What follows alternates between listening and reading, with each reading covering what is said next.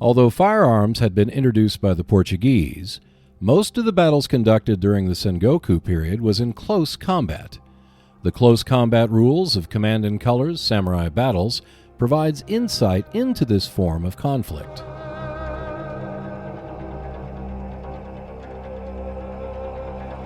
The close combat rules mirror that of the ranged combat rules in some regards, but it does have a unique procedure that must be followed over the course of 8 steps.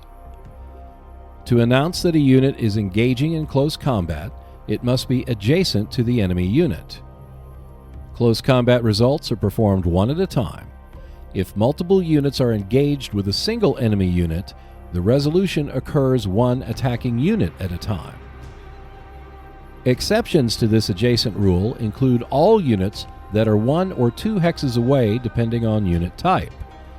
If 2 or more levy infantry units are adjacent, they may swarm and combine their attack rolls. The number of battle dice used will depend on the type of unit and the terrain in which the target unit is present. After terrain effects are applied, further adjustments to the battle dice will include a unit's special abilities, card modifiers, and the close combat modifier provided by an inspired leader. Leaders in the same hex as a unit in combat will have an impact. This can be augmented by spending an Honor and Fortune token. Cavalry leaders can inspire units in adjacent hexes. Now, roll the battle dice and resolve. Attackers score hits when the battle dice show a corresponding symbol to the enemy unit. A sword result will also score a single hit. However, cavalry units and units with a red square can ignore the first sword hit. For every hit that is scored, remove a single block from the unit. If a leader is hit, consult the leader casualty check.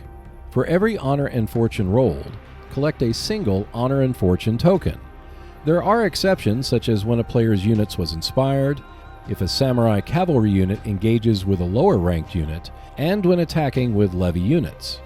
All retreats are applied. If units can gain ground or receive an additional bonus combat phase, that is performed as well. However, if 1 or more of the defender's blocks survive, they may battle back if they stayed in the same hex. The battle back procedure mirrors that of the attacker's close combat sequence. This lets defending units fight back against their attackers. Defenders cannot battle back if they were forced to retreat, but those that stay in the hex cannot advance even if they wipe out the attackers. Close combat provides the ability of attackers to follow up on ranged combat. It is the heart of the combat system. The samurai and combatants on the field engaged in the battles, but it was the leaders who guided their movement and inspired their courage. But what happens when the leaders became casualties of the battle? That will be the next chapter in this series.